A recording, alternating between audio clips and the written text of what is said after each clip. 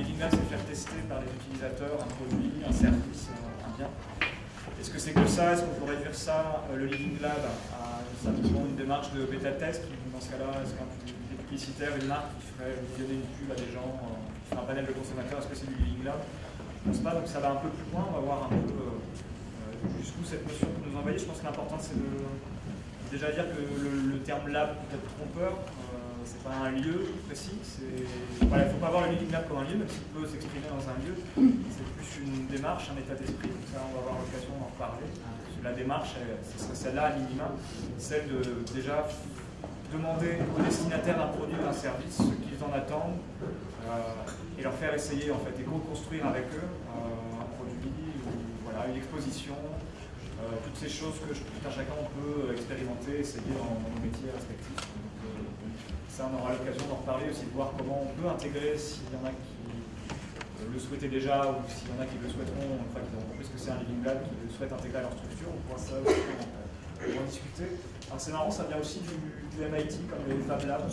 Peut-être qu'un jour, il faudra faire un monument à la gloire du MIT qui vient tant fait pour la culture scientifique. Valérie, vous êtes directrice de la formation et d'innovation au CNAM de Lavoir. Est-ce que en quelques mots, en quoi ça consiste? Oui, en quoi ça consiste. Donc le CNAM, c'est un établissement d'enseignement supérieur, comme vous le savez, je suppose tous, ou pas. Serolux, c'est un projet culturel qui se fait sur l'île de Nantes, qui est dédié, donc pas à la culture scientifique et technique, en tout cas pas directement pour l'instant, qui est dédié aux musiques actuelles et aux arts numériques, qui décline ça sur 4 axes, donc des concerts, de la diffusion, de la production de performances ou d'installations liées aux arts numériques, de l'action culturelle, et une structure dont on occupe qui s'appelle le laboratoire à la technologie, qui sert plus à faire une interface entre le monde de la création numérique, donc des arts numériques, du design, du graphisme, etc., et le monde de la recherche scientifique. Le but du Living Lab, ça a été de se dire, n'inventons pas des modes de formation ou des modalités pédagogiques, nous, grands intellectuels de la pédagogie que nous sommes, parce que, comme vous connaissez dans le monde scientifique, nous-mêmes, nous avons nos scientifiques de la pédagogie, qui sont extraordinaires, mais parfois qui font des trucs totalement hors sol. Et l'idée a été de se dire, mais partons des parties prenantes, et partons de notre public. Qu'est-ce que notre public attend? Qu'est-ce qu'il souhaite? Et comment fournir un lieu à la fois physique, on parlera, et un lieu aussi distanciel, numérique, et des espaces-temps, des moments clés, qui sont ni dans un lieu virtuel, ni dans un lieu physique d'ailleurs, où on peut les solliciter pour qu'ensemble on co-construise des démarches pédagogiques. Donc on n'est pas forcément dans le tester des choses, on est aussi dans la démarche de co-construction. Ça c'est le premier objet quand même, là. Donc très concrètement, on a beaucoup travaillé sur la production de serious games, et notamment des serious games qui sont sur la problématique de la diversité, donc l'égalité homme-femme dans nos entreprises, l'handicap, la question et la problématique de l'handicap, comment dans le travail, comment c'est géré d'un point de vue RH, et puis la problématique de l'intergénérationnel.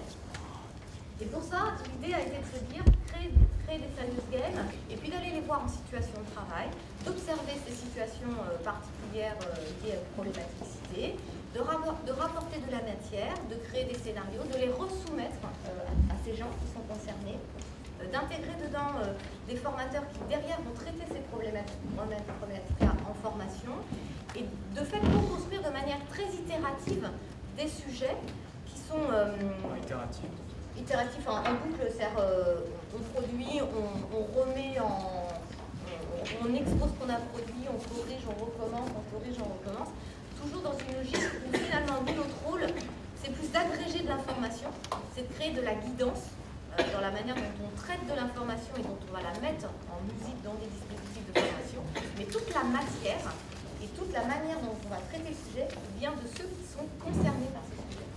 Je sais, c'est pas un lieu, en fait, vous avez quand même une salle dédiée à ça. Alors on a une salle, on va mobiliser les gens. Donc c'est un petit environnement, vient qui veut dans cet environnement. Et quand on a besoin de solliciter des gens sur des thématiques, on va directement, alors soit par voie d'affichage, soit directement dans des formations qui sont concernées par ces sujets, soit via notre site, lancer un appel à la population, soit solliciter des entreprises. Martin, est-ce que toi tu peux donner votre exemple d'activité? Parce que là on était plutôt sur les activités de formation, numérique. coup, c'est sur un lieu vraiment qu'il a fallu redesigner, donc c'est la centrale des artisans coiffeurs, c'est ça? Alors, ça, c'est un peu différent, parce que ça, c'est une démarche, une expérimentation qu'on a pu mener avec le quartier de la création et l'école de l'IGLAB. Mais nous, c'est pas tellement en fonction d'un lieu qu'on pense les choses, ou même des thématiques. On voit plus ça comme une démarche, une méthodologie qui peut s'appliquer à différentes thématiques et à différents lieux. Aujourd'hui, ça trouve une application dans une première expérimentation qui a lieu à un certain endroit et sur une certaine thématique, en l'occurrence les mobilités urbains connectés. Mais ça peut trouver une application dans un autre lieu et dans un autre, sur une autre thématique. Ce qu'il y a, c'est que le point commun et ce qui va faire la démarche, ça va être un certain nombre, à mon sens, d'outils, on va dire, en tout cas d'approches, la co-création, l'expérimentation, l'itération et la notion d'écosystème aussi, de mobilité des acteurs. Et ce qui fait la particularité de la démarche que nous on veut porter, c'est aussi la place centrale que vont occuper évidemment les usagers, enfin en tout cas les publics, à travers la démarche LiveLab, mais aussi les créatifs ou les artistes qui travaillent dans le champ du numérique. Là, c'est vraiment l'idée de dire que de cette union, de cette collaboration, de ce croisement, peut naître des choses intéressantes dans différents domaines. Et voilà, c'est une démarche qu'on va faire. Quand on en parlait, tu disais que vous alliez vers le Living Lab. Est-ce que tu peux expliquer ça? Vous êtes parti d'où et pourquoi vous vous intéressez peut-être à cette démarche-là de Living Lab? On avait des projets qui étaient beaucoup plus gourmands, à la fois en temps et en moyens, qui étaient des projets qui étaient plutôt portés par des artistes, qui collaboraient avec une entreprise ou avec un laboratoire de recherche, par exemple, mais qui n'impliquaient pas le public et qui derrière débouchaient sur une œuvre qui avait un intérêt souvent artistique, le plus possible aussi en termes d'innovation ou de recherche, mais qui était souvent très difficile à appréhender à la fois pour le public et pour les commanditaires ou pour les parties prenantes du projet, c'est-à-dire les entreprises et les banques de recherche, puisque la démarche, le projet artistique n'est pas forcément un produit ou un service, quelque chose qui est tangible, quelque chose qui peut être monétisable ou qui peut être derrière développable.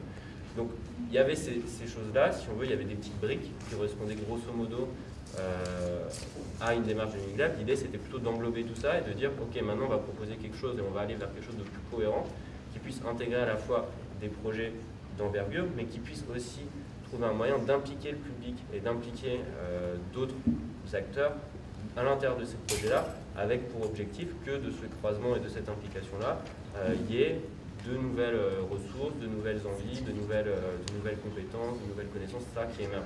Ça serait quel genre de moyens du coup pour impliquer les gens? Alors quel type de moyens?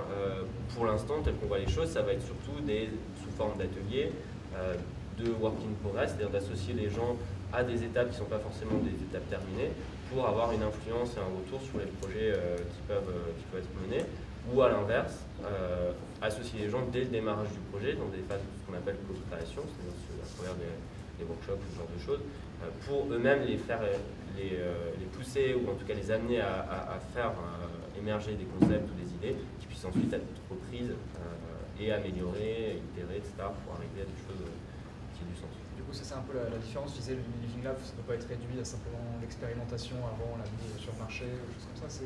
C'est ça en fait, les gens sont impliqués dès le départ ou... Ouais, je pense que la démarche du Living Lab, de notre point de vue, c'est vraiment un état d'esprit. C'est-à-dire que l'idée, c'est vraiment de travailler ensemble sur un sujet, en l'occurrence, tout ce qui nous intéresse évidemment, c'est la formation des adultes, et de faire travailler tout le monde autour de ce sujet, en tout cas les gens qui sont concernés. Donc oui, il y a une dimension de tester. C'est vrai, je me souviens sur un de nos Serious Games, chaque Serious Game, donc vous savez ce qu'est un Serious Game, c'est un jeu en ligne, là pour le coup, qui a vocation à être apprenant et à traiter des problématiques spécifiques. Il y a un tutoriel. À chaque démarrage de Serious Game, vous commencez par apprendre à naviguer dans ce qui va vous arriver. Et ce tutoriel, il ne marchait pas.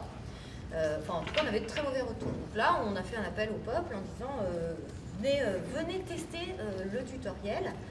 Pour le coup, dans une démarche, là, nous, on est d'observation, donc on met une caméra sur l'écran, on met une caméra derrière la personne, et il y a un sociologue qui est dans la salle et qui observe les gens en train de travailler sur ce tutoriel pour voir ce qui se passe.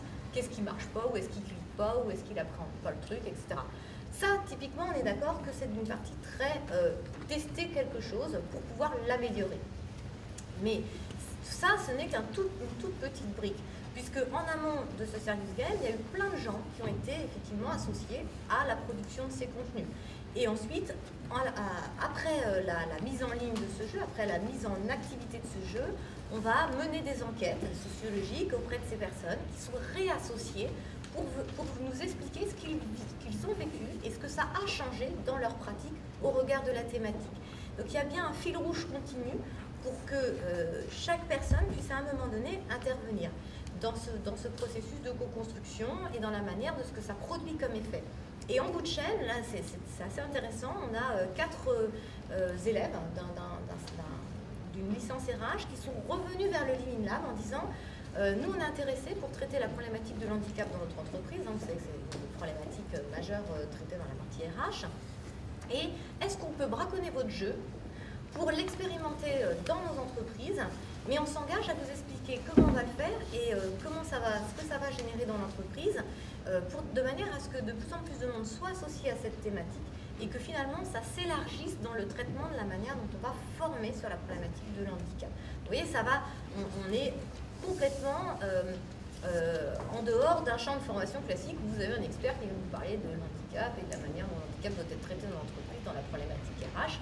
Finalement, au fur et à mesure qu'on associe des gens s'emparent du sujet, se forment sans avoir réellement une personne venant leur expliquer le fond du comment et du pourquoi, et finalement deviennent eux-mêmes acteurs d'un vrai processus de changement.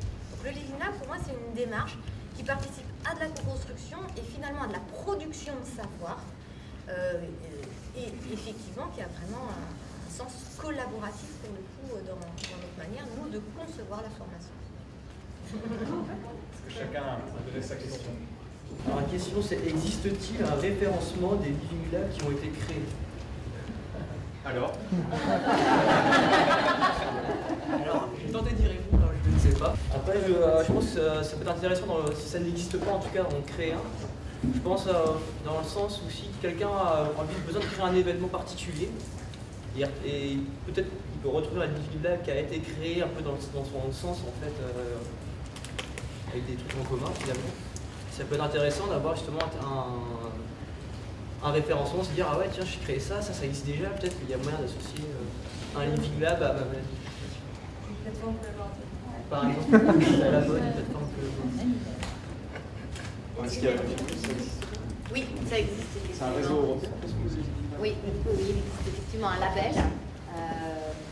Alors, non seulement, ça existe, c'est vrai, mais il faut savoir qu'il y a énormément de Living Labs qui existent sans être référencés. Pourquoi? Parce que, voilà, des Fab Labs. Pourquoi? Parce que ça coûte super cher, clairement. Ça coûte très cher de se faire référencer. C'est une démarche. En plus, ça veut dire qu'il faut aussi rentrer dans des protocoles et montrer finalement en quoi le Living Lab que nous avons par exemple réalisé peut rentrer dans ce référencement-là et dans cette labellisation-là. Qu'est-ce qui se passe après la démarche Living Lab? Je pense qu'il y a une notion, c'est vrai qu'on n'a pas évoqué ces notions de documentation autour des démarches. Je pense que c'est un point assez important. Toujours dans l'idée d'associer le plus de monde et d'associer des gens qui n'ont pas forcément accès aux connaissances ou aux enjeux qui sont soulevés. Il y a une notion de vulgarisation et de documentation. La question est, quel est l'aboutissement ultime d'un Living Lab, sa finalité et l'objet en soi-même? Vous avez 2 heures. L'aboutissement ultime d'un Living Lab, donc je reprends du coup la réponse qui vient d'être formulée, ça marche bien. L'aboutissement, c'est de créer de la communauté ou créer un outil de production. J'ai bon.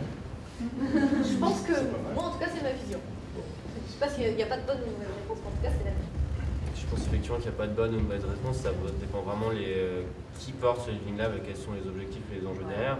Pour des Living Labs qui travaillent, qui sont portés par des entreprises qui intègrent vraiment le champ économique, la finalité c'est le développement d'un produit ou d'un service qui derrière, et voire même la mise à l'échelle de ce produit ou de service, c'est-à-dire le développement au-delà du prototype, au-delà de la première livraison, vraiment un développement international, etc. Enfin voilà, c'est vraiment avoir un produit qui marche et qui est rentable. Alors, combien coûte la location d'un Living Lab? Personnellement, j'en ai aucune idée. On va peut-être demander à des gens qui ont déjà loué ou qui les loue? Nous, on ne réalise pas cette prestation. En tout cas, on n'a jamais eu l'idée de commercialiser un produit qui s'appellerait Living Lab. Enfin voilà, c'est pas une prestation nous chez nous. Mais ça se fait, bien sûr que ça se fait. Oui, tout à fait. Il y a des gens qui sont des experts de la démarche et qui la reproduisent en tant que consultants et prestataires pour accompagner effectivement. Donc le lieu peut se louer autant que la démarche. Quoi. Mais pour moi, la démarche est déconnectée du lieu. Donc, Pour rebondir là-dessus, à l'inverse, nous on se place à la fois dans une posture remote, mais à la fois c'est aussi une volonté d'aller vers des postures de prestations de services. Pas de lieu, pas de produit, mais de service. Après, combien ça coûte, ça dépend vraiment de la problématique, des objectifs. Il y a des gens, on peut tout à fait envisager voilà, on va faire une démarche de Living Lab à tel endroit, sur tel sujet. On va mettre en place un atelier, puis une séance de test, et puis une séance de retour. Ça va être 3 séances de 2 heures, et puis voilà, ça va coûter 10 €. Comme on peut dire, on va mettre quelque chose de très lourd en place, avec un terrain d'expérimentation, plusieurs itérations, des workshops animés par des experts, avec du prototypage sur du matériel.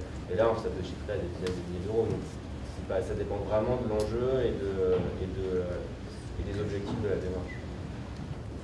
Est-ce que le lieu de Living Lab, n'a-t-il pas une influence sur ces résultats? Je pose cette question par rapport à mon ancien professionnel, dans une démarche un peu pédagogique. Mettre des apprenants et des formateurs dans une salle autre que les salles qu'ils rencontrent d'habitude, donc une salle de cours magistral, de TP ou TD ou d'extérieur, les mettre dans un environnement particulier, ne modifie pas leur comportement. Donc peut-être faire un peu l'essai, comme de faire tester des jouets à des enfants dans un Living Lab et non pas chez eux où ils vont y jouer, parce que ça n'a pas une influence. Donc, est-ce que la question du coût d'un Living Lab, est-ce que c'est pas juste le coût du concept et non pas du lieu qui serait plus à poser? Pour revenir là-dessus, oui, effectivement, le coût du lieu, c'est un peu compliqué parce que ça peut dépendre vraiment, comme je dis, de l'objectif. Certains vont trouver une application dans un lieu très particulier. Pour parler aussi de mon expérience passée, c'était quand j'ai travaillé sur cette démarche-là dans une entreprise privée, le lieu c'était un espace une station de bus. Là, voilà, il y a un lieu bien identifié. Par rapport à l'objectif. Après, dans d'autres contextes, le lieu peut être plus variable. On a des Living Labs qui vont travailler sur des choses qui sont même intangibles, donc qui vont être indépendantes d'un lieu, notamment sur ce qui peut être les nouveaux médias par exemple, où là où le lieu ne va pas forcément avoir d'influence. Donc effectivement, le lieu rentre en compte, mais peut influencer. Oui, je pense que ça peut influencer. Après, est-ce que c'est grave ou pas? Est-ce que ça prend en compte ou pas? Ça, c'est l'appréciation, j'ai envie de dire, de l'expertise des gens qui vont donner les démarches. Et je pense que oui, le lieu a une influence. Est-ce qu'il faut partager ces contenus en format ouvert, parenthèse?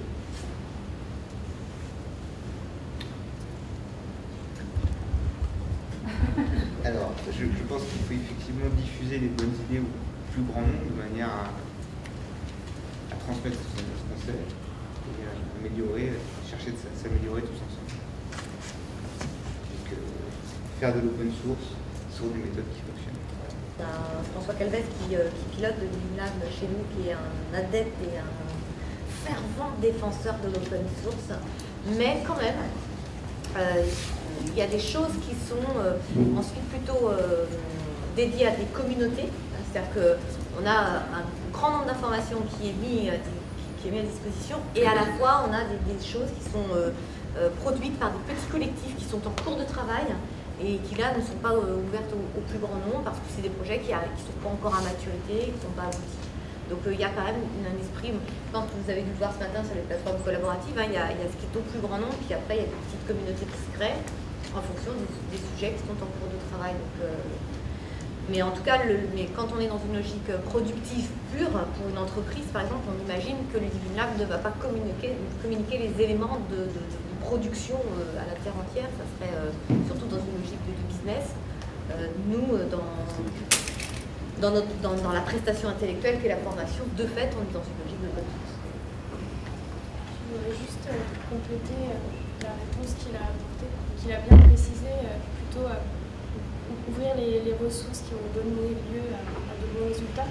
Donc je dirais aussi à ceux qui n'ont pas donné de résultats, montrer aussi qu'il y a des choses qui ne marchent pas forcément et peut-être chercher à comprendre aussi pourquoi ça n'a pas marché. Et, parce que partager que ce qui a marché, c'est pas forcément c'est bien, mais montrer ce qui n'a pas marché, ça peut faire avancer les choses aussi. J'ai l'impression que les Living Labs sont peu visibles dans les structures. Comment les mettre au centre? Peut-être pas forcément à mettre au centre non plus, mais à intégrer dans l'ensemble des outils. Pour moi, ça devrait être au centre. Dans ma vision des choses, sur la direction formation et innovation, le Living Lab devrait être au centre de la manière dont on pense la pédagogie, dont on pense le rapport à la pédagogie, dans mon champ évidemment. Je pense qu'on ne peut rien aujourd'hui faire sans prendre en compte l'environnement dans lequel on est, et sans prendre en compte ce que les gens ont envie, ont besoin. Ça ne signifie pas qu'il faut faire exactement coller des besoins et des attentes forcément avec des productions, mais en tout cas il faut comprendre l'environnement dans lequel on est, pour ensuite effectivement y mettre de la méthodologie ou des corpus scientifiques, etc. Mais en tout cas pour moi elle devrait être effectivement au centre parce que c'est fondamental. Aujourd'hui on va vers un rapport à la formation qui n'a plus rien à voir avec le rapport à la formation il y a 20 ans. A contrario, mais moi dans mon type de structure, je ne pense pas que ça puisse être au centre. Je pense que c'est une démarche, un levier à actionner de manière pertinente dans certains cas. Dans le champ artistique, c'est compliqué de placer une démarche collaborative au centre de production de savoir d'œuvre. C'est un peu compliqué de mettre ça au centre. Par contre, c'est quelque chose qui peut être actionné, soit à la marge, soit en parallèle des démarches qui sont un petit peu sur le monde. Je pense que ça dépend vraiment du ministre. À quoi sert cette démarche-là et dans quel contexte elle sert. C'est quel est le modèle économique du Living Lab?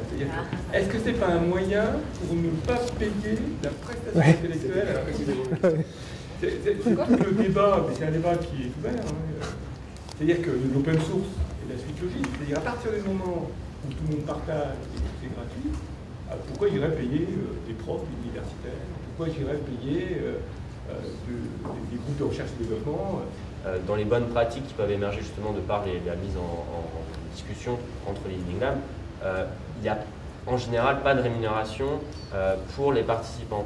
C'est-à-dire que l'idée est de dire que, enfin en tout cas pas de rémunération financière, l'idée est de dire que les gens y trouvent un intérêt qui n'est pas forcément financier, qui peut être d'apprendre des choses, qui peut être d'améliorer un produit qu'ils vont utiliser ensuite, donc au final d'en profiter indirectement, qui peut être je l'ai dit, d'apprendre des choses, d'ouvrir son réseau, d'ouvrir, voilà, de rencontrer des gens, etc. etc. Ça, c'est un point qui est vraiment ouvert à la discussion, qui à mon avis est assez épineux et assez complexe et qui dépend encore une fois de la démarche, du contexte dans lequel est placée cette démarche-là. C'est-à-dire que, à mon avis, le contexte n'est pas le même quand cette démarche elle est portée ou elle est au service d'une entreprise que quand elle est au service d'une association ou d'un centre de culture scientifique. Voilà. Après, l'objectif, il n'est pas de ne pas payer à un moment des gens pour travailler. L'objectif, il est de les mobiliser autrement. Donc, après, comment ils y trouvent leur compte, je ne pense pas que la démarche Living Lab est appelée à remplacer des métiers de type enseignant ou ingénieur, etc. Je pense que c'est juste une autre façon de faire leur métier, la migration et le